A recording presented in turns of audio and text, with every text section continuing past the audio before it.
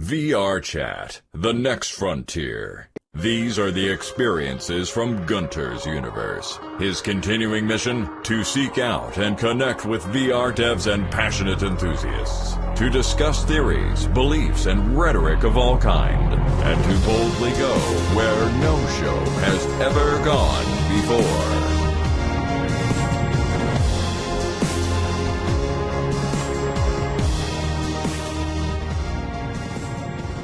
Hello everyone, welcome to Gunters' Universe. How is everybody doing out there? Yeah. We have returned, it's Tuesday, it's time for another show. And let's do this. My guest tonight is RoblemVR. He is a VR, AR, MR influencer and evangelist.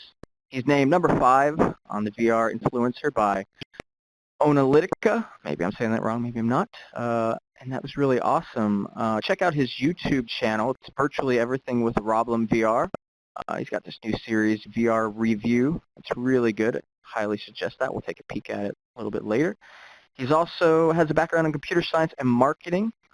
He's worked for a number of companies, AT&T, Ziplink, News Corp, and others. And yeah, he's currently learning Unity 3D and all kinds of stuff. Roblem, thanks for coming on the show. How are you? Good. How's it going? Pretty awesome. Yep. I'll have to get that bio from you. That's a good one. I like that. Okay. Yeah, I'll forward it to you. I did a good job. Yay. Yep. And also with us is Cause and Effects. He's my co-host and good friend. How's it going, Bob? Cause and Effects? A little warm today, but otherwise pretty good. Thanks for having me. Yeah, so I heard you say that we might pick up some background noise, your fan, because it's like, you know, way too hot in Boston right now, and the computer just needs to breathe. So it is way too hot in Boston. Yeah, a little bit of a problem with having a mini ITX system that you can fit in a backpack is that when it gets hot out, fans kick on. Screams, yeah. All right, so Rob, let's start things by, I was going to ask you about being in the Boston area. So Bob, Cause and Effects here is in Boston, so someday you guys need to go to the Boston VR meetup and hang out. Have you been to the Boston VR meetup, Rob? I haven't actually met anyone with them yet. I keep missing the dates or something comes up. It's just one of those comedy of errors where I haven't made up to the local meetup. Yeah. The next one's tomorrow. Perfect. I'm going to miss that one too. That's funny. Oh, man. So I saw that you are the co-owner and VR advocate entrepreneur for Cyber Adept. Can you talk a little bit about that? Yeah, that's kind of the working name we have for the company that my partner and I do. We do a lot of stuff in Second Life. We've been in Second Life for like the last 10 years. My 10th anniversary will actually be next month. And we do events and games. Congrats. And I have a company in World. It's called Hardware, where I do meshes, different things. I do buildings and, you know, like lights and, you know, chairs and things like that. And my partner's store is called Snatch. She does women's clothing in Second Life. It's a pretty well-known store. But that's kind of the Cyber Adept is kind of the banner that we put over all the virtual reality, virtual world stuff that we're trying to get started up. So it's in that entrepreneur mode, trying to take a stab at different things and see what sticks. Awesome. Yeah, I've been really loving talking with people from Second Life. I had Drax on a couple weeks ago. You know, Second Life has so much going on. It's a virtual world. It's been there for so long. The events and nonprofit work. I mean, it's just been really, really fascinating. Can you highlight maybe some of the events or work that you've, things that you've done over there? You said you do events and other things. Yeah, a few years back we did an event for a charity called Nothing But Nets. They do malaria nets for Africa, and we generated, I think it was $750, which translates to like a lot of nets. I mean, they're not that expensive to, you know, get them over there, and it's the difference between getting malaria and not getting malaria in Africa, because it's still a big problem. But you know, most people are very generous with the charity events that go on. Relay for Life, the cancer charity, is huge. That's actually supported by Linden Labs. They get really big events going for that, and that generates thousands and thousands of dollars for that charity. So it's pretty good as far as that goes. Once a year we do a big Halloween event. It's a survival horror story on our sim, and it's free to play. You keep it up for a month. Last year it was called Carver's End, and it was a murder mystery where you had to find out that one of the local authorities was dumping toxic waste into the local water supply, and then everyone was going crazy in town. So you had to work out all that stuff, and we do that with a lot of the Wow. different developers in world, and a lot of them will donate prizes. So you have to go. It's not just you. So you're trying to figure out the murder mystery, and you go and find little things hidden. It's like, oh, I got a free shirt or whatever. So those kind of events are pretty popular. Yeah, I can't wait to be able to take some of those things that you guys have been doing for a long time. So I really want to do some kind of event where there's nonprofit, events and give back to charity. I'm dying to see stuff like that happen here in social VR. And just like we do the Halloween event too, and just so much to learn. So I'll be picking your brain over the next few months, I think, about various definitely. events and, Yeah. help us. Yeah, I mean, it's just a matter that you try things and you figure out what works and you figure out what doesn't work, and go back and try it again. But that's the nice thing with some of the people that are really invested in Second Life. A lot of them are starting to venture out into the other virtual worlds and getting into VR. But we've had this experience of just trial and error that kind of hones you into like, okay, well this kind of thing actually does work really well. Maybe you need to put some security features into this to make sure that you're not going to get grief constantly. But we've done all the bad things, and so it'd be good if you guys can some of the new worlds would be interested in the information we have. Yeah, exactly. And we've had a good amount of Second Life people come over and be part of our community now, so that's really great. Bob, I see you clicking on your mic. Yeah, I was wondering, now with Second Life, do you go in just on a regular 2D monitor, or are you going in wearing a headset? Oh, 2D.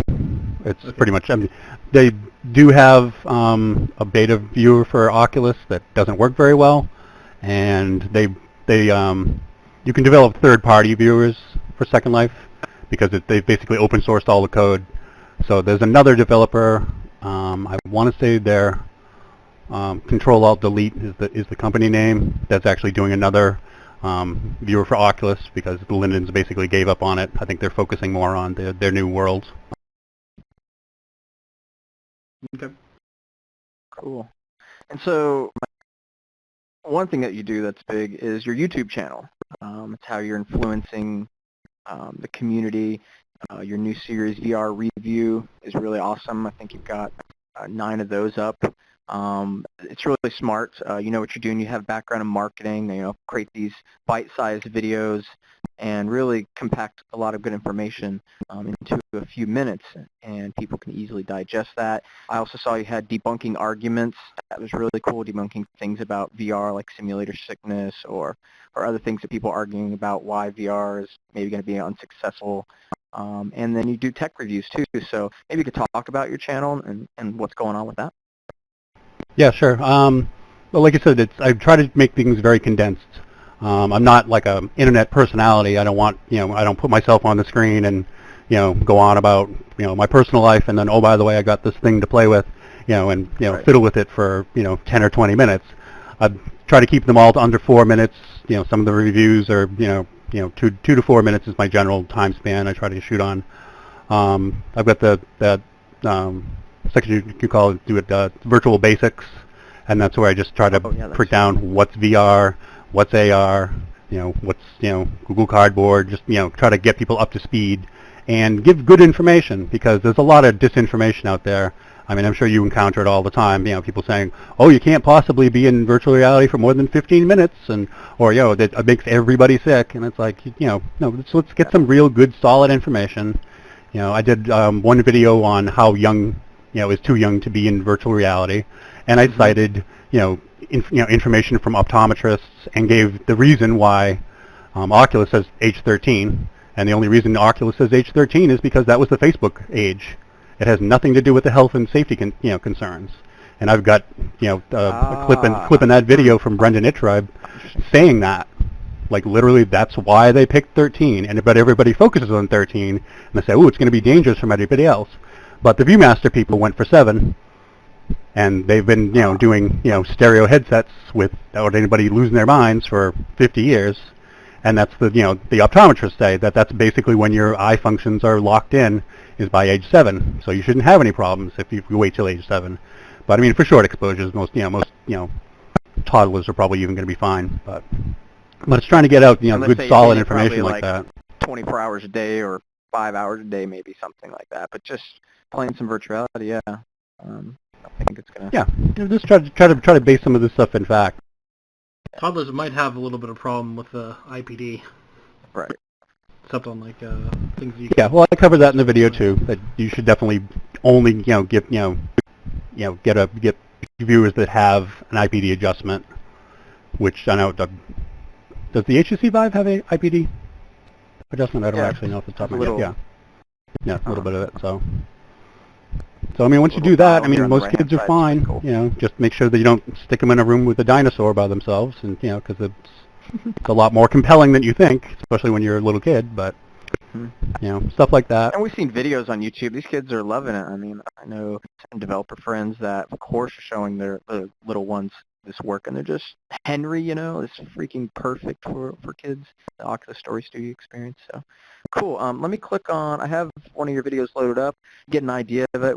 I don't want to watch all of it because people can go check that out, but I want people to get an idea. Hopefully everything worked. My web panel is going to be tricky. There we go. Hey everyone, I'm RoblemVR, and today I'll be explaining virtual worlds. A virtual world is a computer simulated environment populated by user avatars, a graphical representation of the user. Virtual worlds generally allow for multiple avatars to be in the same place at the same time and to communicate via text or voice.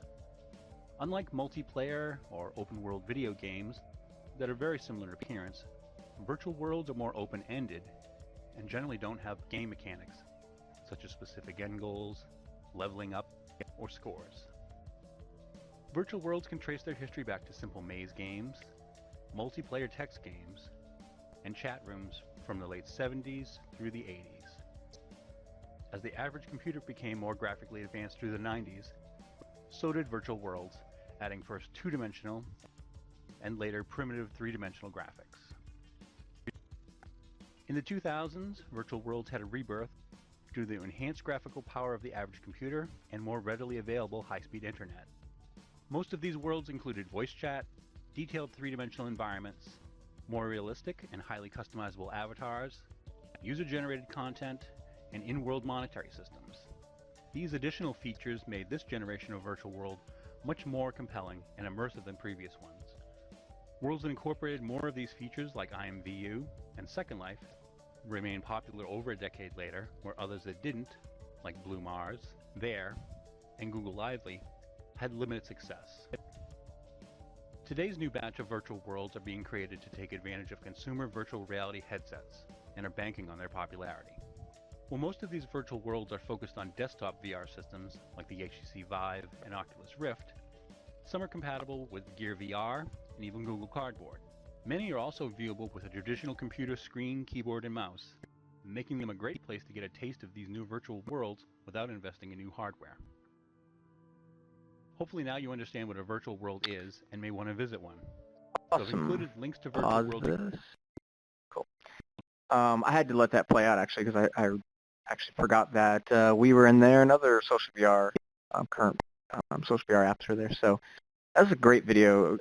People wanting to understand what a virtual world is, it's confusing them, and that really summarized it pretty well. So check out Roblem's channel. You can just search for RoblemVR. Yep. I should do it. So cool. What else do we have here? Do you have advice for people that are trying to become content creators like yourself? Run a YouTube channel, marketing? Yeah, I mean, there's a lot of different ways you can get into it. YouTube is a great resource, whether you want to get into doing promotions, you want to get into doing videos, you want to get into doing, sculpting avatars, building, sets like this world here. I mean, obviously, This is from, now of course I'm blanking on the name of it. Ghost of the Shell, you mean? Yeah, Ghost in the Shell, yeah. Mm-hmm. Yeah, so I mean, you can make anything you want. You can create any kind of world you want, but it's just a matter of starting to learn the tools, and you're on your way. But YouTube's a huge resource for all this stuff. You can learn to make videos and learn basics and getting into things like Maya and 3D Studio Max. What about like being like you create your videos and they're for your audience, and you have a Patreon set up for that to help keep more videos coming for us. So what about what's involved in setting up all that, or how much work goes into what you're doing? I see you kind of all over the place. You have a Medium blog. You're active on Twitter. You're an influencer because you're really out there sharing this information in I think, a very smart way. Thanks. Yeah, I mean, it's just put yourself out into a place. Like if you're really big into writing, Medium is a really good place. It's just, the writing there is taken very seriously. It's not like a blog spot or one of these places that's a little more fishy. But if you're into video, YouTube's obviously a great place. To get your videos out there, get them hosted. They have a lot of great tools built into YouTube, to get yourself started. I've put myself into other areas that didn't work, so you don't see them there. Obviously, I'm really big on Twitter. I've got like 5,700 followers on Twitter. That's my main. I run a news feed on there. But I mean, even like there's tools that help you do those kind of things. There's a tool called Buffer, which I post articles that I read. I post them to Buffer, and then Buffer sends them out periodically through the day. So I've got a nice smooth, news feed that doesn't, I don't have, 8 articles and then nothing for the rest of the day. But you just, figure out what it is you like, because there's a lot of different ways to take it. Any other tools? Buffer's a great tool. Anything else you can, Patreon's a great source. If you're creating content, people want to support you, so I recommend that for content creators. Yeah, I like Patreon, obviously, much like you. I wish we had more people on Patreon, but Sure. It's a good place to start, and if you have a solid idea, Kickstarter and Indiegogo are a real way to get your idea funded. I mean, I'm working with a couple of groups now that are, have Kickstarters and Indiegogos and doing a little promotion work for them on Twitter, and you can really have it take off. Not every, Indiegogo campaign works well, but if you've got, a solid idea, and you just need some money to get it rolling, a lot of times you can get people to buy in, So that's a good solid way to start if you've got a bigger idea. And it also gets you more attention if you're doing like a Kickstarter. Indiegogos are nice because you can do an Indiegogo Flex, which is like, let's say you put it out for $10,000 and you only make $3,000, you get to keep that $3,000. So Right. if you don't have a make or break kind of threshold as far as how much money you need, like if you say, okay, this won't get me everywhere, but it really gives me something to work with, then go check out Indiegogo over Kickstarter. But if you have like a solid, like if I don't make $10,000, I might as well not even start this, then go with Kickstarter because it's a little more popular. Excellent. But I mean, if anyone has anything, any projects that they're working on or events that they're trying to plan, contact me on Twitter, and I'll push it out for you. Because I mean, I've got a really good, solid following, and I'll push it out in some of this other social media. And if you've got a product or an app that you want me to review, I'll do that too. That's what I'm trying to do, is get this all. I want to stamp down the disinformation, and I want to promote people that are as enthusiastic as everybody here is. Which I mean, I know I've seen most of these names before. We really believe in this stuff. So I think it's good to push this stuff forward. That's awesome. So, anything else you want to highlight or talk about what you do, or should we dive into some topics and talk some VR? Everybody join my Patreon. And other than that, let's just dive in, because I mean that's the bulk. And if anyone has any ideas, contact me. You can contact me on Twitter. I'm really open to try to help develop your ideas. Cool. So last week was Comic-Con in San Diego, the big Comic-Con 2016. And I thought I would talk a bit about that since VR kind of was a big component. There was a number of VR experiences from Mr. Robot, American Horror Story, and some others. I really like this VR Scout video I found. It's just like a minute long, and it kind of shows a little bit of what was happening at the convention. Let's roll this.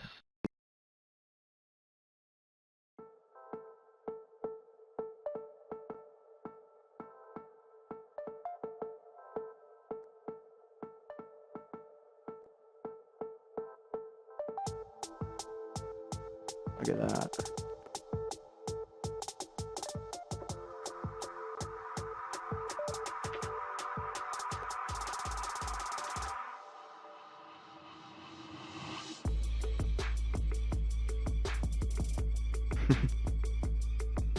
Looks like a young kid there, having a good time.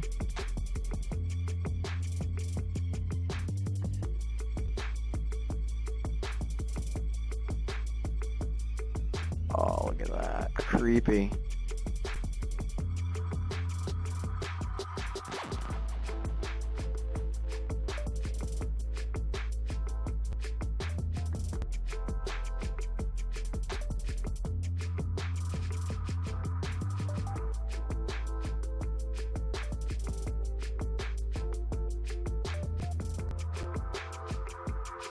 Conan O'Brien, yeah.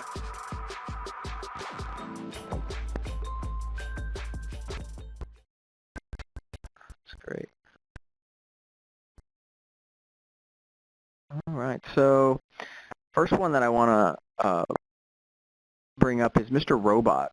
Did anybody get to check that out? It was Sort of.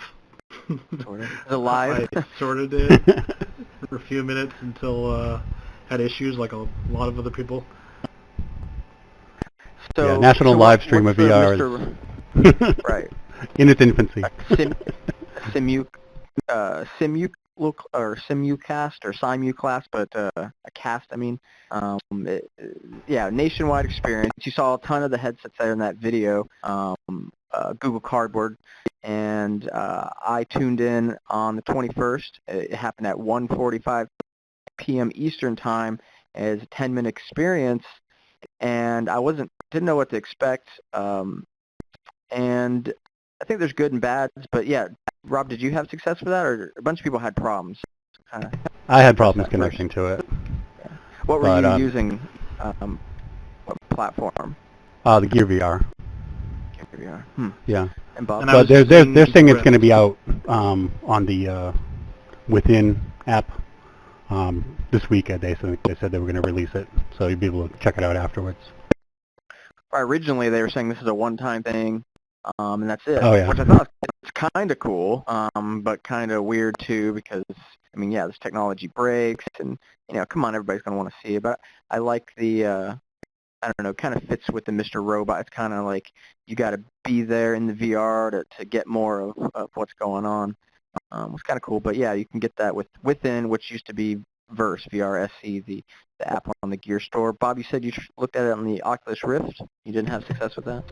Yeah, I downloaded the Within app from the Oculus Store. I went on a few minutes early, just waited, and then started it when it was available.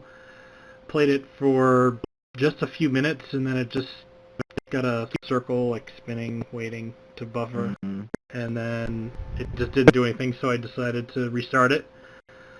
So it started back up again, and then stopped again, and wouldn't start back up. And then I closed it out, came back in, kept getting errors. And then with about a minute left, I was able to start it again, but it stopped right at 3 o'clock Eastern time. No. So. I mean, it probably had a lot to do with the fact we're both on the East Coast, and they probably don't have load balancers out here for that stuff yet. Yeah, I mean, it's all so new. Yeah. It worked for me, so I'm on the East Coast, but okay. I thought it was isolated to people not using the Gear, but you use the Gear. I don't know. I'm on a Note 4 in the first edition of the Gear. I don't see why that would matter, but yeah, a lot of people were reporting on the Oculus subreddit that they had problems, and Also on the Mr. Robot subreddit, there were more people saying that they had issues than fully got through it. From what I gathered from reading all the posts. I'm sure it worked great if you were there. That site. Yeah. I hope so. Yeah, it looked like people. It was an okay experience, and a lot of these that happen at Comic-Con are 360 videos, and that's what it was. It was cool. They brought a dead character back, which who knows when this is actually taking place. So if I don't know. And so far with season 2, we haven't had any reference to this kind of plot piece that's going on in the 360 video. So I'm curious how that's going to play into the rest of the season. So I'm intrigued. It definitely gave me lots of intrigue in what's going on. When Elliot is in his room, things are pretty good. I like the direction and the story that's happening there. But then they bust out and go into the carnival, Coney Island, and the two characters are riding a Ferris wheel, and it's just painful. I mean, I pretty much had to like close one eye, or focus directly on the characters. Anything beyond them, the Ferris wheel cage or even outside was just pain. Was cross-eyed. So for me, that leads to me concerning that this kind of VR sort of poisons the well a bit. I mean, if that was my first experience, I would definitely have a mixed bag and go, wow, I mean, pain in my eyes, and I'm experienced with VR, so it's not, it's something wrong, and we see this with a lot of 360 videos, but for me that was particularly bad, and that's kind of my rant about that. American Horror Story was another one. Rob, I know you have a video up, your latest review is about Comic-Con and a lot of things. I think you talked about the American Horror Story. We saw it in the video a little bit. Can you talk about that? Yeah, it looked like what they did is you went into a room, and it looked like there was 4 tables, and basically you laid down. They put like a surgical gauze over you when you were sitting with the VR headset, so you were a corpse, basically, and then the experiences of you laying down, being rolled down, this corridor with all these crazy, American Horror Story like themed things happening around you. I didn't actually see the entire video. I've got parts of it on there, but yeah, apparently that was the big creep out one for everybody because it was pretty intense, and it was, and because they did the whole thing that there were people with lab coats in the room that set you up. So it was very, immersive, as far as like what you were actually doing and then the experience itself. So that was, a lot of people would like that one. Yeah, I came across that towards the end of researching Comic-Con, and that looks pretty cool because you're laying down, you're on one of like the gurney or whatever, being wheeled around, and it sort of made me think of a Verse experience or a Milk VR experience I had, that you were in an insane asylum. And that was pretty terrifying. This I can only imagine. And it's there to play on your phobias is what I was reading. So like arachnophobia, claustrophobia, being burned to death phobia, whatever that one is. And that there was a lot of fans going through the experience, 2,000, 2,500, something like that, every day. Bob, you have any thoughts about the American Horror experience? Are you a fan of American Horror? Have you seen the show? I'm not really a big horror fan, so I usually don't follow a whole lot of the horror stuff, but I thought that it was pretty neat just to have people like lying down kind of like in those beds to give a little bit more extra, like you're there, kind of just that little extra to get you immersed. Would have been kind of cool if they wheeled the bed around that you were in to give you that. Oh yeah, that would have been cool. Do like a fixed track type deal. That would have been great. Bounce them around a bit. And play like, either fixed track or like the tracks that circle back on each other, but you can't tell, basically kind of like the redirected walking, but you'd have a lot more control over that since it was, you're on the bed, so super cool. Does anybody like Rick and Morty? You guys watch? Oh yeah. Hell yeah. I don't think there's anybody in here that isn't or hasn't watched and love it. If anybody is hearing this, then the next thing you should actually probably stop my video and go look up Rick and Morty. It's pretty important and awesomeness. So they were at talking about their experience, Rick and Morty experience. People got to play it. It's developed by the Alchemy Labs guys. Those are the guys that did Job Simulator. And it's going to be a fully fledged game that we're going to get to try on our get on our HTC Vive.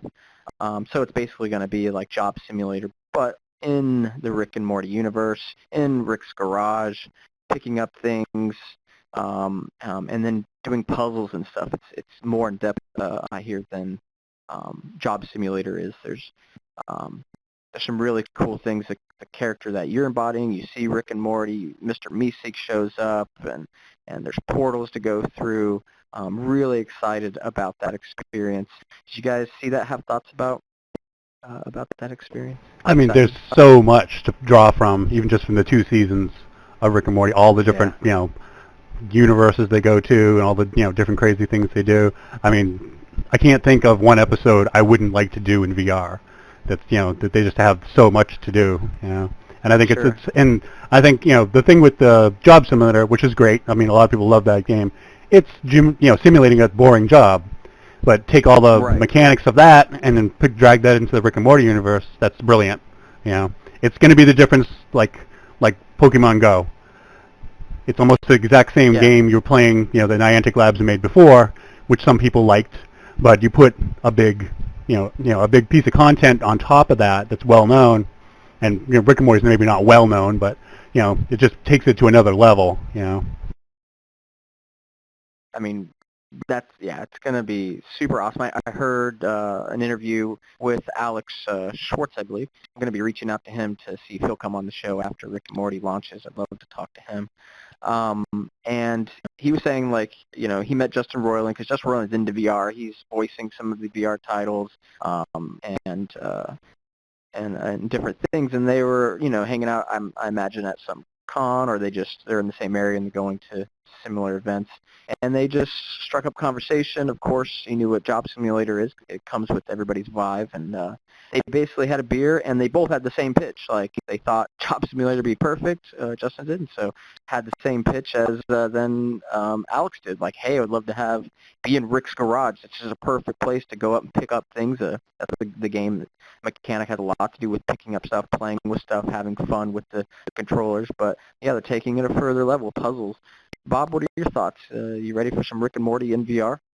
Yeah, what I'm interested to find out is if they're going to have anything with, there was one episode where Rick and Morty put on a VR helmet and go into a VR world. I'm wondering if we get to go through a portal and do the same game, because that would just rock.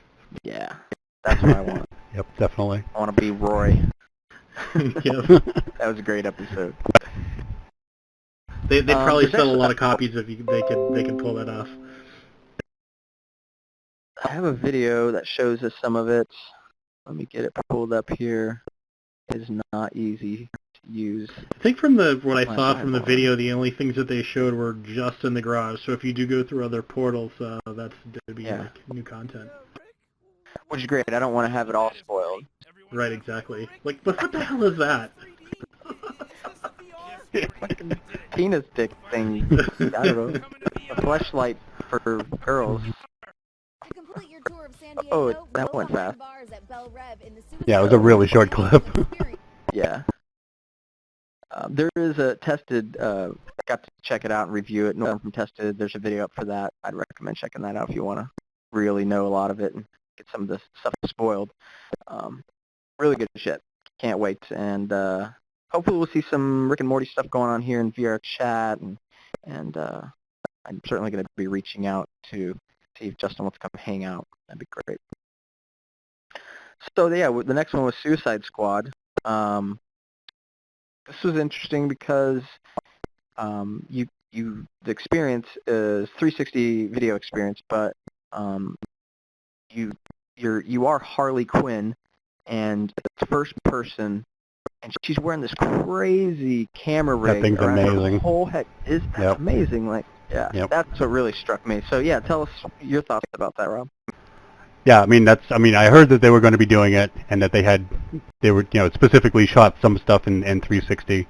So I figured it was just, you know, going to be a little trailer or whatever. But when I saw the rig, I mean, that's total custom rig. I forget the guy's name, but they have like a specific, you know, guy who's really into VR. That's, you know, I think he's one of the relatives of like the director or something like that. But he built that rig from scratch, and it's just a head full of GoPros, you know, and all, you know, every angle covered, and that's just a helmet, you know, with, you know, I think they're shoulder pads, and I think it's actually the stunt doubles that are actually wearing it, but they're wearing it with all the same clothes, so you become Harley Quinn. I see. You know, so that's, and of course it's, you know, it's all the stunt stuff that's being done, and obviously you don't need to see the actress's face because you're in her head, so, you know. But yeah, just it's an amazing piece of technology. You get to see the, you know, definitely check out the clips of the tech, because I was just stoked to look at it. I was like, that's perfect, you know. You don't see that stuff all the time, and I'm like, oh, it just blew me away. Yeah, let's take a look. This one, I think, has some voiceover, and it's 2 minutes. I'm not going to play it all, but including the Squad 360 let's get an idea. VR experience.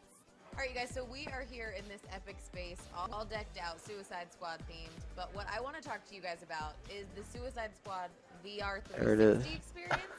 What exactly is this?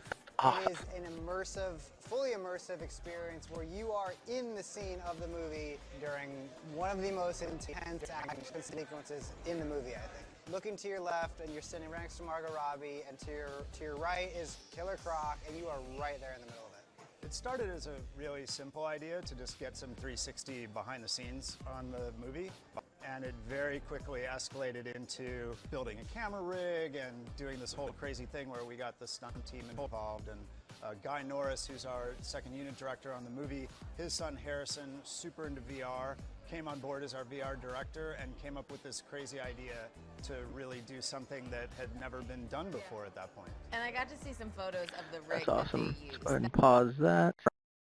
And that's amazing. I mean, like you were saying, like thinking the video, whatever there's going to be released, is just going to be some kind of 360 trailer or thing, and what they were talking about is building a behind the scenes, which I've seen a bunch of those, and that's just not interested. I mean, I am interested, but they're usually pretty much fine, a letdown. but, you know, that's what you great. see. You know, you're like, okay, it'll be one of those. That's great, you know.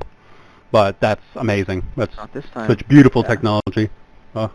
Real innovation. You know, you gotta love to see that kind of stuff. This is the next movie I'm interested in seeing in the theaters. There's Me too. not been too much big time. coming out either this month or next month, so that one's going to be, I think, pretty big in the theaters. Was that next Friday? Not this Friday, next Friday? Yep. That's the case, yeah. Yeah, I definitely want to see that. And I'm going to talk a little bit about Batman in a little bit. And I went and saw, there was a Batman, the animated series style movie that showed Monday and Tuesday. I came out of nowhere, and I'll talk about that a little bit later. It goes along with Comic-Con. But some other mentions that I saw, that there were some VR, I assume they were 360 experiences. X-Men Apocalypse had something going. I didn't find many details on that. And Conan O'Brien. Did you read any or see any details on that? I think Conan, just like the that crazy helmet. Conan head. Yeah. And I think it was you were interacting with another giant Conan head type character from the tiny clips. I didn't see too many clips actually from it. You're kind of in the background. I could see the clips of the people wearing the helmets because they had like a preview window for everybody to see. Yeah. But yeah, it's just a Gear VR with a way oversized head, big mascot head on there. Pretty funny. That's fun. Yeah. What do you think, Bob? Yeah, I got about as much info on that as you do. Didn't really see much about it. I saw some Conan's, stuff seemed to get a lot of coverage, and some stuff got no coverage. Yeah. I saw Conan on his show covering Comic-Con, and then seeing like cosplay suits. Then he ended up getting this whole cosplay Super Conan outfit that he came out of his show, and it was hilarious. And you know, he's got a big groin and awesome ass. You know, he was scanned, and you know, they made his that giant body scanner. It was great. Yeah. Those are great to see. It's pretty awesome. Conan's cool. Well, okay, so now I'm at the point I want to talk about Batman a little bit. This isn't VR, but I then I want to tie it into VR because there is an OTOY Batman experience coming. But what I got to check out was there's a controversy around the film. On Monday and Tuesday, you could go to the theater and watch Batman: The Killing Joke, which The Killing Joke is an Alan Moore written comic from like 1986, and it's a really it's really awesome, but it's esteemed. It's one of the best Batman books out there. It's really troubling. It's super dark, and in 1986, actually I think it might have been 88, and it was Frank Miller's Batman that was like 86. But during those few years, Batman got dark. There was no Dark Knight like that. Batman, it wasn't quite Adam West, but it was that Silver Age Batman, and these Frank Miller and Alan Moore brought in the Dark Age of Batman, which also was the Dark Age of comics. So Batman, the movie, 1989 or so, that comes after that. Those paved the way for those kinds of Batman movies, and look what we have now, so many awesome Batman series.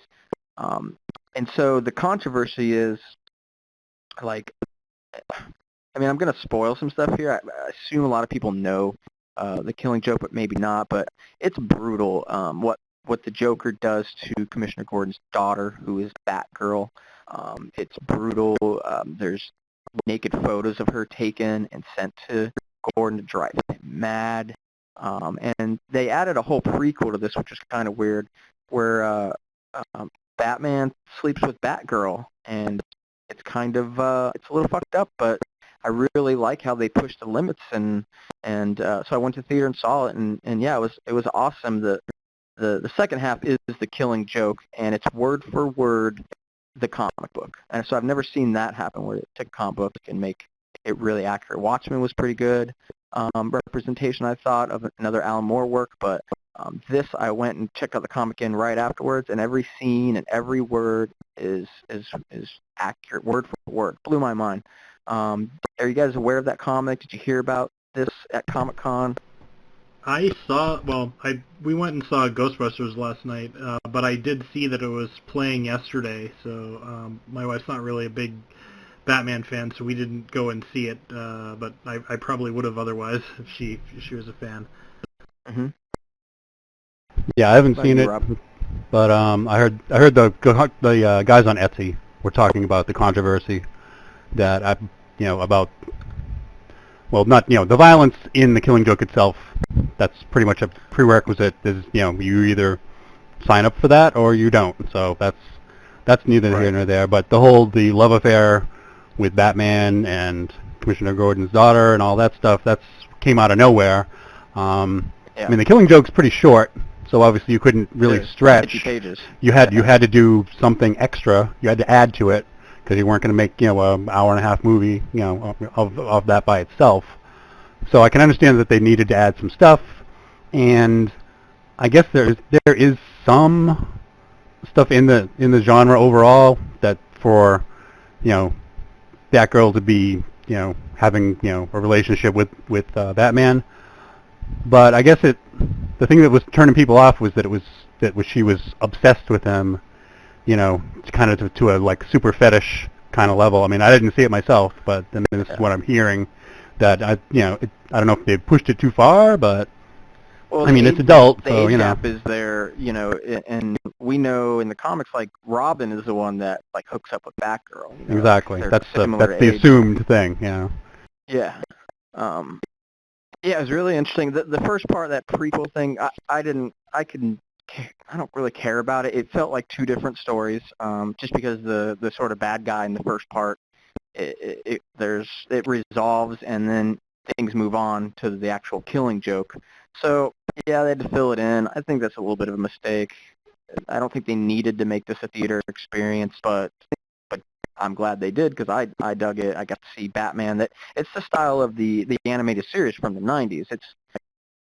It's in that style. It's the same voice work. It's Mark Hamill as the Joker, which is freaking amazing. It's Kevin Conroy as the voice of Batman, and other things, other stuff from that time. I mean, it's evolved a little bit. It's not hand drawn like the old Batman show was, and so the style is just a little bit different, but it really is in that vein. So That's my favorite Batman stuff, so I was pretty stoked. Yeah, I mean, it sounds like they did everything right. I mean, like getting Hamill in there and, and all the voice actors. And then they did that little prequel part 2, which made it not perfect, anymore. Right. I'm sure at some point it'll be that you'll know exactly where to skip to watch The Killing Joke by itself, and you'll just skip that completely. Like some people have made versions of the early Star Wars, the first few Star Wars movies that don't have Jar Jar Binks in them at all. You just cut him out completely, and it doesn't affect the story at all. It's just less annoying. So I always wanted to I'm sure that cut will be there. Because that was a fail for me. I just wanted to kind of get 20 minutes of fighting, and that would have been really good enough. Yeah. And I think I have to go back and look at it because I think there is like where you do start it. I think they changed a little bit at that bridge point there, but that's that. Batman the Animated Series. Otoy is working on that property as well, and it's the classic Batman the Animated Series as well, and it's a VR experience, I guess, or I don't know if it's going to be a movie. Some people have gotten to try it. I know at last Oculus Connect 2, people got to go to a special room up in the hotel and try this, but they're under NDA, and they're using light field technology. And so that's kind of experience that they're going to be building is something that you can go through that feels cinematic, using light fields, which is very much the technology that we need to replace 360 video. So we're getting full 3D and being able to positional tracking so we can move around in a space. And that's super exciting. So I love that we're going to get Batman the Animated Series in VR. Bob, can you describe light fields better than I just tried to? Because I'm absolutely failing at that. I've kind of got I understand how it works in my head, but it's kind of hard to explain quickly and succinctly. So I guess the easiest way to do it is they're adding in an additional dimension maybe for light, so you can move around things a little bit. You're basically inside of a box, so you don't actually get to move around in a huge area, but they measure kind of like the light hitting everything. So when you change an angle, you get the proper lighting so that the image still looks okay, or still looks good and real. Right. For this, I think it's all in engine, and it's kind of confused. I'm not sure how that's working, but the grand goal is to be able to film in real life, and it's capturing the light in a space of a camera is capturing it, say, for a 3-foot by 3-foot space, and you have that space to move your head inside of, so you can appear around things that are freaking live video. I mean, this is like mind-blowing, and it's not here yet. I was hoping we would see some kind of small minute prototype demo thing this year, but yeah, maybe by the end of the year I'd really like to see some Otoy light field thing.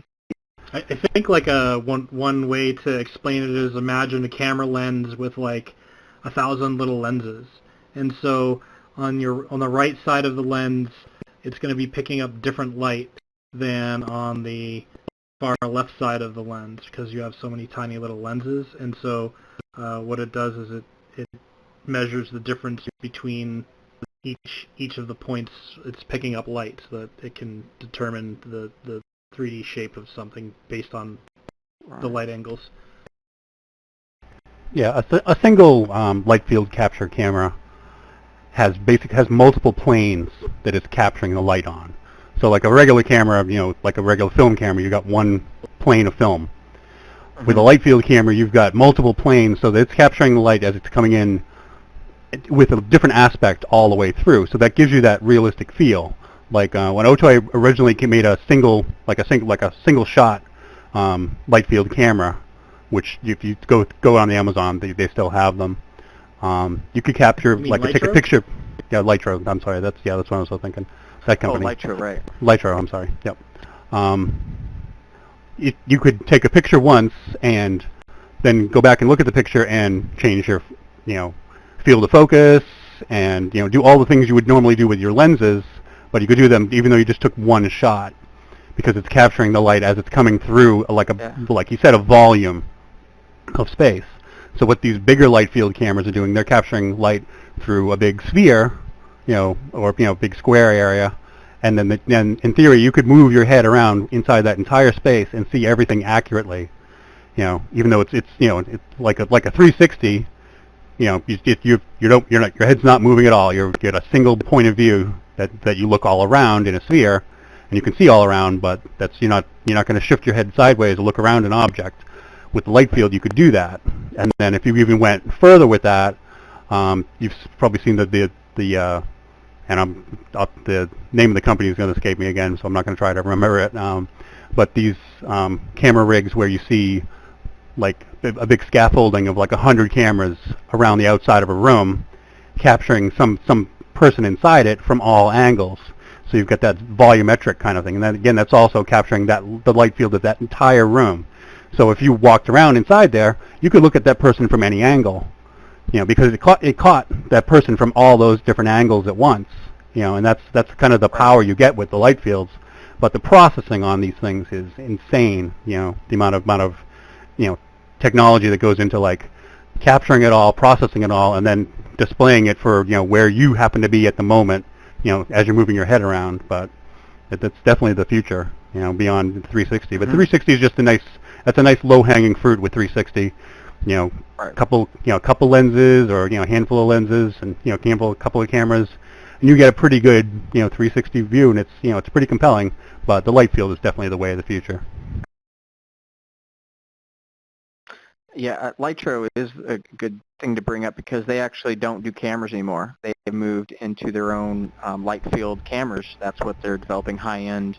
They decided that the photography market was just too saturated, and I think it's pretty brilliant of them to do that. So hopefully next few years that's what we'll start seeing, and then like full movies or something. I don't know. Just really excited about that.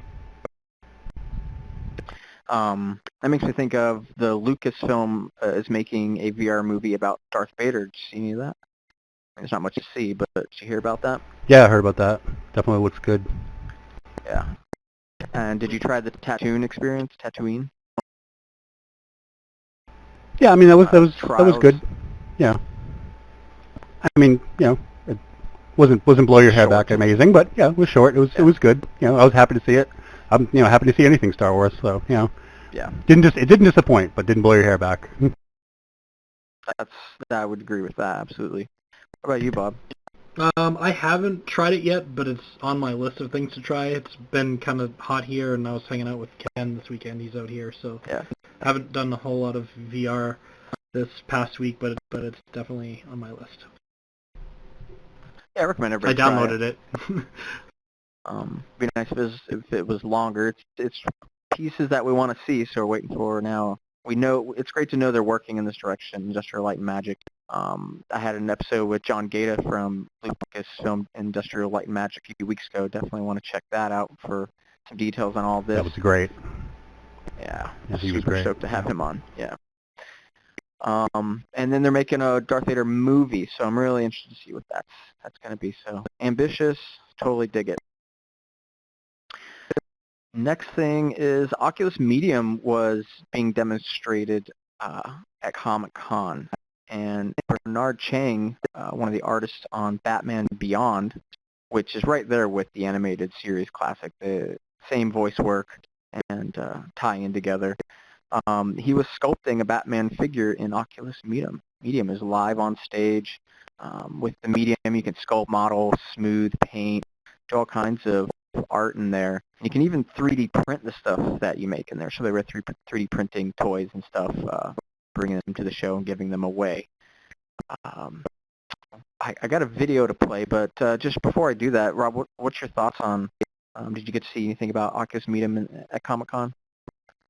Yeah, I probably saw the video you're going to show. I mean, it's definitely, that and Tilt Brush they're a brand new creative tool that's never existed before. Being able to paint in free space. there's absolutely nothing like it.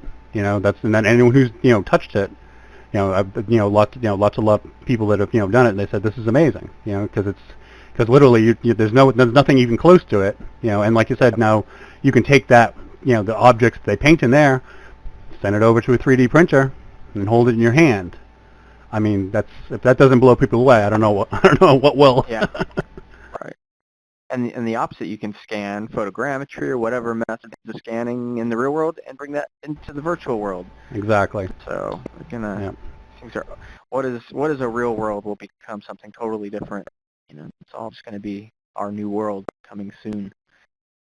Any thoughts, Bob? There was one other one that was kind of similar. I don't think it's being made anymore, but it was called VR Clay. My brother demoed it at one of the Boston VR meetups last year. So there's been stuff out there before that's been similar, but I don't think there's anything currently out there that's anything like Medium at the moment. I think the closest thing is probably Tilt Brush. I haven't had a chance to play with Medium yet, so I'll be interested to try that out when the touch controllers come out. I had the opportunity to potentially try it at Oculus Connect 2, but the lines were just so crazy, and there was a lot going on. Definitely regret it. Definitely regret it now. Can't wait to try that out. That will be great. I do want to show the Oculus Medium. The video I have is just about Medium and some of the artists that are getting their hands on it now. Let's pull that up.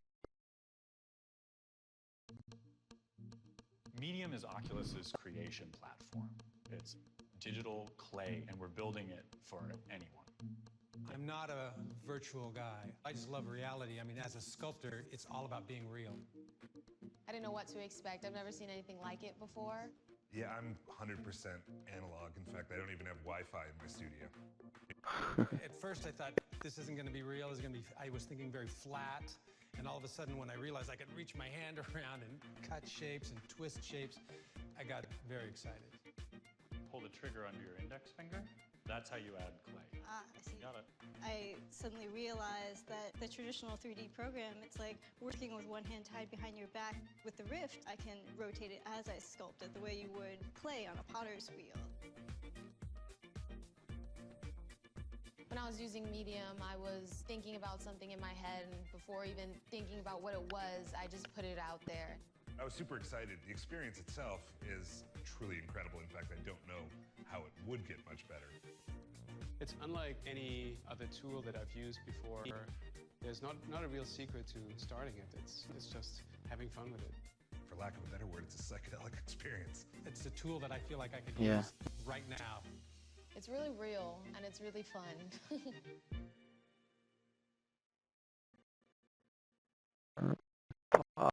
Pause. No, pause. All right. That's really cool. Can't wait for Touch to come out. Should be by the end of the year. Oculus Connect 3 is in September, or is it? Yeah, I think it's September this year. And that's where we're going to find out, I think, a lot about Oculus Touch there. Exciting. Anybody seen Kite and Lightning's latest thing on Babylon Battle Royale, a gentleman's game? Heard of that? I looked at it briefly. I didn't actually read the article. I just breezed over it quick. So that does sound familiar. Does it have like a series of islands, like floating islands or something like that? Okay, yeah, that's the one. I saw a video for it a couple months ago. I think we might have watched it in here. I don't think so, because what I have here is the first time I've seen. Well, I think it's the first time I've seen. Who knows? My mind comes and goes, but know the Kite and Lightning guys, love their work. Speaking of Batman, the first thing that they did, there's only 2 of them on the team, which is amazing because they do this really high quality work. Batman the Cave, which is kind of like fan art for them, and then Sins of Peso was the real kind of big hit, where it's this opera experience where you're traveling in what seems like from the living world to the dead, and they've done some other things for like GE. They were contracted, but now they're doing this really wacky game It's a VR party brawler. And what I was reading, like you play as a selfie stick, wielding immortal babies beating up each other. It's kind of like Smash Brothers-esque game is being described. Right on. Sounds great. It's third person, so I think a lot of people are going to be like, this isn't VR enough because it's not first person. You know, you're playing with a selfie stick. So I assume there's motion controls there, but everything is very, very alpha. They were saying that it's prototype, it's placeholder art. Still looks really cool as it is. But they raised $2.5 million in a seed round by Rain Ventures. So really excited for them to get that. Good folks. But they also said they're building an entire virtual world. So like there's different islands and stuff. So they're really, I think this is going to be an epic, hopefully feel like a large game to be able to replay, and I assume it's going to be on, multiplayer, and I can't wait to beat the crap out of all you with my immortal baby. Yeah, it looked like it was going to be really extensive, so, I mean, and the funding, that's great. That, you can't be happy if you can't hear about that, Yeah, absolutely. We'll definitely be beating the crap out of each other in there. Mm-hmm. So I'm going to go from badass babies and turn our attention to a totally different direction, to teledildonics. All of our favorites. It's our favorite thing to talk about, I think, here on Gunters Universe. It's been a while, actually, though. Bob, I'm going to blame you. I think we haven't really talked about it since you've had Ella on.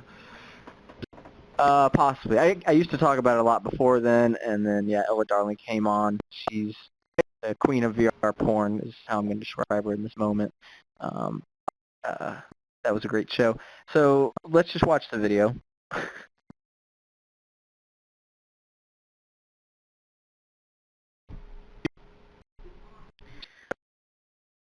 Hopefully it's coming up now. I all I see is black. Anybody seeing a video playing? Nope. Oh, it looks like it's paused. I see what's going on. Here we go.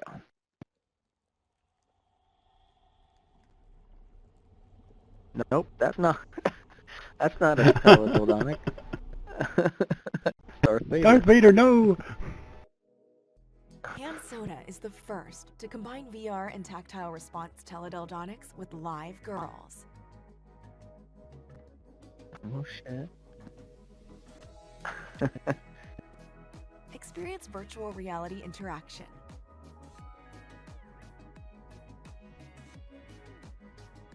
Tactile response teledildonics for both partners. What is teledildonics? Multiple sensors feel pressure and relay it to the sleeve over the internet. Vibrator gets feedback from the sleeve regarding speed and intensity. Sleeve tightens based on pressure it feels on vibrator. Experience Cam Soda VR with the person you choose. First time in history you can have Bob, I virtual choose sex you. online. The future is now. Oh no. Soda.com. Okay, I have two things that popped in my mind that are fucked up, so I'm gonna say them as soon as I get this freaking pause. Come on. That's the next thing we're gonna watch. But one is I'm gonna have to convince my wife. Like, honey, I had to do this research on this teledildonic hardware that just got sent to me from the company because they want me to try it out. And, it's real girls, but they're not here. So, honey, it's for science. So I'll have to work on my pitch on that. Or if I tell her it's Bob, she'll be like, oh, it's Bob. It's cool. And then here's the worst. So this show is not. It's a mature show. It goes into all kinds of realms.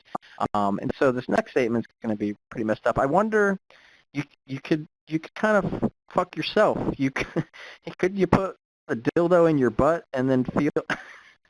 So maybe the first time you can fuck yourself. So I just put that out there. So I hadn't thought of that. That's totally possible. Yeah. Totally possible. That's possible for women too. Yep. Oh. I'm not getting that one. They'd have to have two. Well, maybe not. They might have to have two male inserts. Yeah, because the one is only going to work for a male, and then I don't know. Then there would have to be like an opposite of that male one. I don't know. Well, I'm definitely going to get to the bottom of this at some point, though. Well, then you have to pay extra for the mod packs. You know, if you're not as well endowed, can you get an, you know, a 2x, you know, mod, you know, or, you know, if you're, you know, a little lazy, maybe you get, you know, speed adapter, whatever. Right. I can, if I can control. They always get you with the upgrades, let me tell you. Yeah. So it's coming out August 1st, which is like next week. Oh, great. Damn, just missed my birthday. Else I would have asked for that. It's awesome. Here, let's watch this next video because it's just as awesome. That looks like a Novit Falcon. Virtual reality it is. Time just got jacked up a notch with an invention from where else but Japan. Tokyo-based sex toy makers Tenga have released a $400 bodysuit, which promises to add a tactile dimension to the brave new world of solo fun. Named the Illusion VR, Solo the suit fun combines physical stimulation with virtual reality visuals. So, could this be the answer to the sexual frustrations of those for whom love too often goes unrequited? The Illusion VR is designed to work with a game called Sexy Beach on the Oculus Rift VR headset. The user messes around with some weird fake breasts while an appendage to the device rummages around in I want that avatar. Next week. I want to be wearing that. Looks pretty easy to ever think those fake puppies were in the right position. To create the sensation of an actual human rubbing against you, sensors and straps inside the suit send electrical impulses to the body. But even if it feels good, it's probably best to wear your VR sex suit somewhere others can't see you. Apologies if all this has got you excited about finding a new path to personal pleasure, because pleasure, despite its $400 price tag, the Illusion VR has already sold out. And it's unknown when it will be available to buy again. Maybe it's not time to delete Craigslist from your bookmarks just yet. Let me put this video back. Alrighty then. Yeah, only 400. That's sweet. So I have a bunch of hiding gear now. I got my Vive. I got my Rift. And now I need, well, I don't even remember what that thing's called, but I need that too. Yeah. I wonder now, with at $400, they look like there was a lot of like kind of like you had like just a regular white jumpsuit, and then they had kind of straps around different parts. I wonder if those are any sort of like sensors for determining where your arms and legs are. Yeah, I'd like to know a little bit more. It's probably not that cool, but yeah, I don't think I'm going to dive into the first generation of this stuff, you know. Oh yeah, because you know there's going to be some problems. Oh no. Like getting electrocuted. That would be fun. Like, oops, I spilled coffee on it while I'm wearing it, and exactly. It's just a mess. Well, you know, bodily fluids and all that. You know. It's the cleanup that's really the problem, I would think. All right. I don't even know. How do you wash it? I think. How do we follow that? I don't know. We could. I think that's probably. I don't know. I have another story. NVIDIA, the eye tracking from Sensix, or I'm sorry, SMI. Motrix Instruments. Yeah, SMI. Yeah. So that's a story. Yeah, this is a palate cleanser. We'll end after this story. Yeah, a little bit more dry. Yeah. So it's doing foveated rendering.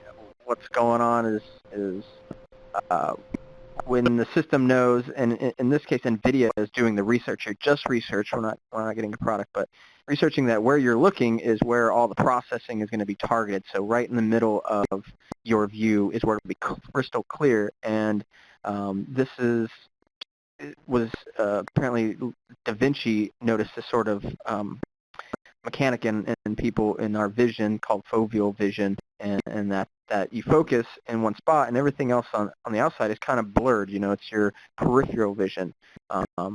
But maybe we're going to see this stuff coming to our headsets. There was another story about them working with getting an eye tracking development kit to use with the HTC Vive. This is not going to be consumer facing technology that we're going to buy yet. It's going to take a while, I think, and from what I was reading, to make this a reality. But there'll be a bunch of tiny cameras and infrared light sources to pick up where we're looking. And, one thing I think is going to be the best, kind of example of where I would like to see it used is right here. Well, not me, because I don't have eyeballs here. They're behind a helmet. You can't see it. But being able to have our avatars and be able to see where people are looking. This is like mecca for me. What do you guys think? What do you think, Rob? Yeah, the eye tracking thing, that's definitely something. If you make eye-to-eye contact with someone, it's a much stronger experience than just facing in their direction. And there really isn't there isn't a good way to do that other than to have a camera sitting right in there. But I think you're going to see a lot of expression capture. I saw another headset that had the camera in the eye area, and also had a camera that hung down below that was looking at your mouth, so it could tell how much you were opening your mouth up. So it wasn't just based on audio level like the mouths in here, but it was based on the actual position of your mouth, and if like you stuck your tongue out, it could tell that you were doing that. But that putting all that together. I mean, if it's going to increase the performance of the headset, eye tracking as far as games go. You look at the thing rather than have to turn your whole head to hit a button or whatever. That's definitely going to be the next generation of this stuff. You're going to see the more cameras looking at your face. Powerful stuff. So Bob, for a you've little actually bit tried SMI a while ago, right? Yeah, I got to try SMI, and I've also tried Fove. I tried both of them last year. Fove, forgot about them. The Fove is definitely more cost-effective. They're down in the consumer level because they get the headset and eye tracking all together. But SMI, that's more like professional grade, because their kits start around, well, at least for the DK2 systems that they had eye tracking built into, those were around $15,000. So they're definitely more on the enterprise side.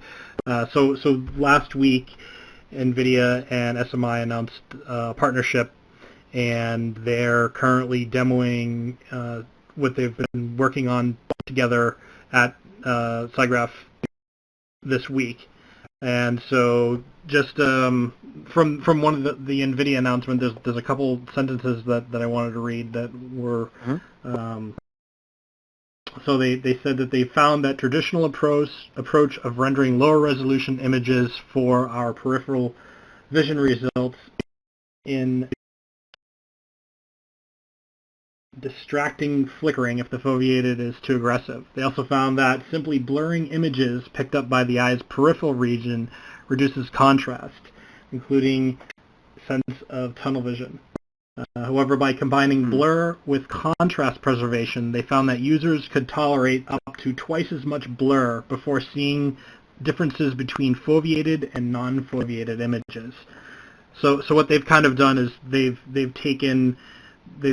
put their own algorithm on foveated rendering to give better performance and better user experience. So that's kind of like what they've added to the research that's already been done for foveated rendering so far. It's great to hear NVIDIA doing all of this, right? They're all in when it comes to VR. I mean, VR is what's going to push systems now, and we need those awesome 1080 cards now, and it's just fantastic. I think it's going to be really needed once we get up to like 4K and 8K displays, because I think the display technology is going to move faster than video cards will. So once we get up to those sorts of resolution, it's going to be like really hard to do the full rendering. So we'll really need the foveated rendering once we get up to those resolutions, especially to keep it affordable for everybody. Are pretty huge. I couldn't decipher it all, but maybe like 5 times performance gain from something I was reading. But no need to believe what I'm saying on the details because I'm still learning about that. Yeah, the articles that were posted on the SMI and NVIDIA blogs last week, specifically regarding this technology, didn't have any numbers as far as percentage or anything like that. Yeah, these were Reddit comments that I was reading through, and there's some smart guys in there, but who knows right now? But lots of performance gain is the idea, and then for mobile technology, I think this is going to become pretty important. Oh, for sure, yeah. Yeah, pretty much essential. Just because exactly. the bandwidth isn't there, and if you can get a 20%, 50% gain in performance, then you don't need that much bandwidth to stream something to a headset. So big deal. Mm-hmm. Like there's one, like, people are this is going to be used by developers and researchers and businesses to study what attracts users' attention, which means this can lead to advertising. This is kind of like the worst, not the worst case scenario. It's going to be a thing, but could be used to really target us so much more than how ads can target us now. They know what we're looking at. I mean, isn't it already enough that they have so much more of my data now that they can have that, which could produce things I want, for sure, but a little bit of worrying there. I think we have to keep that in check, maybe. I don't know. Probably have any thoughts about that? Well, that's something that's done in marketing for years, actually. Not with VR headsets, but like if you brought somebody in for a study to like show them different advertising, they do eye tracking and generate heat maps as to where your eye's drawn, to draw your attention and stuff like that. And so they would move the logo in closer to where your eye was being drawn. So this is not old hat, but this is definitely the way it's going. And I think with augmented reality, if people are walking around all day with augmented reality, that's where they're really going to go after people. And it's what's that? I don't know if you know the name of that video that had sort of augmented reality out of control, where the woman's walking around, and it's everything's covered with augmented reality. And I mean, that's a nightmare scenario, obviously, but as far as tracking where you're looking, that's something they want to do. Most surely. Yeah, that video is nuts. Really cool. I'd like to find that video and let people know about it. I forget the name, but Bob, what are your thoughts? Yeah, it's kind of. I've always seen that as a double-edged sword because one, I like to have targeted ads at me. Like I don't like looking at things that. Like, I don't care about women's hygiene products. I don't want to see ads for that kind of stuff. Exactly. I enjoy seeing, like, ads for, like, video cards and head-mounted displays and those sorts of things. Teledildonics. Yeah. Sure. Yeah. So I do like the targeted ads, but on the other hand, there's a lot of data that they're getting about me. So who's looking at that? So it's a kind of a balance between the content that you want to see and your private information out in the metaverse. Exactly. Hey, let's ask the audience if they have any questions. Audience, maybe you're prepared with some questions. Looks like the audience is all back there. How's it going? Have you guys been listening? Have any questions about, or just want to, do some feedback or thoughts on the Comic-Con, on teledildonics, anything that Rob's working on? Maybe VRChat's broken, everybody's getting kicked out, and now we can't hear them. We had some bugs earlier. Yeah, I just had some bugs that I was dealing with. Couldn't log in. I was trying to get the PS Move controllers working when I tried relogging back in, but I just went through a whole headache trying to get VRChat working again. So I think I'm gonna then not have the audience participate, just because I think that we're having bugs. I'm also seeing that. Oh, well, now it changed. We're still saying 16 people in the room, and I don't think that's the case. So, unless somebody. As far as do you have something, Conchu? rendering, Yeah, you were talking about rendering software just a little bit earlier. It's early access. It's not super good, but there's a program that's a sculpting app on 5 called Codon.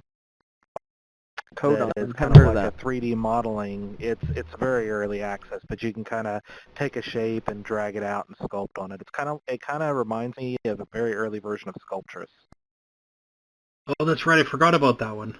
Yeah, I did see that on Steam last week.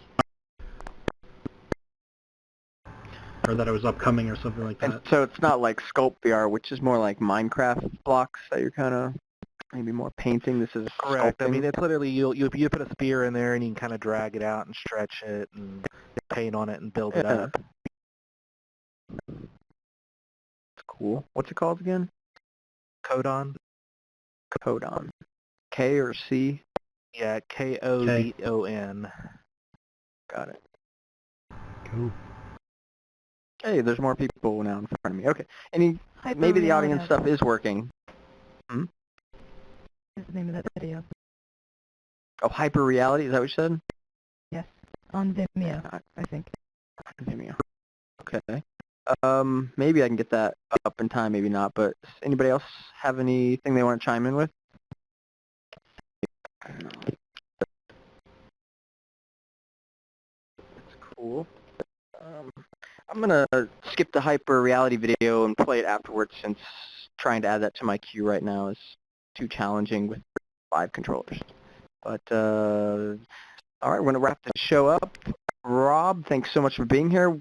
Tell everybody where they should go to find your work or anything you want to plug. Yeah, search for RoblemVR on YouTube and check out my Patreon. I'm RoblemVR over there too. And if anyone has anything they want promoted or just want to chat, hit me up on Twitter. And I'm RoblemVR over on Twitter as well. Thank you. It's a great news feed. Everybody should follow Rob. And Bob, anything going on with you? So yeah, tomorrow I'm going to be going to the Boston VR meetup, and then I'll probably be recording another episode of Left-Handed VR podcast on Saturday. Don't know if I'll have anyone joining me, so it might be by myself, but I'm definitely going to get an episode recorded this week, because there's been a lot of stuff that, I've tried the PlayStation VR, and I've tried the HoloLens, so I got a lot of stuff to cover. So yeah, that'll be this Saturday. You can follow us for Left-Handed VR podcast at LHVR podcast. You also can hear us on VRCasters. You can go to vrcasters.com, and it's 24/7 VR podcast streaming. So all the top 6 VR podcasts are all on there. So you can go listen to VR any time of day, and old stuff, new stuff. It's a great place to just listen to VR. Yeah, a lot of great podcasts on there. Cool. Cool. From me, we're going to have a new release coming into VRChat any day now. It's not the 1.0 release that's going on Steam or like that, but what it's going to do is improve the locomotion here in our interaction system.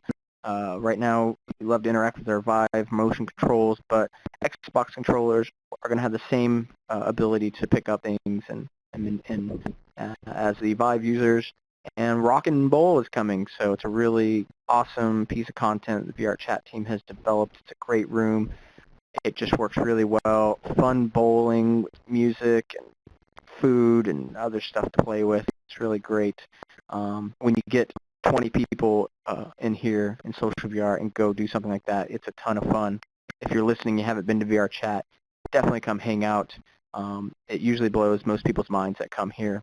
And a good day to come hang out with us is on Sunday. Sunday there's a couple meetups. There's a European meetup and a U.S. meetup to cover the different time zones. The U.S. is 6 p.m. Eastern, 3 p.m. Pacific. But just hanging out in VRChat throughout Sunday, you'll definitely run into a bunch of us. So come out for that.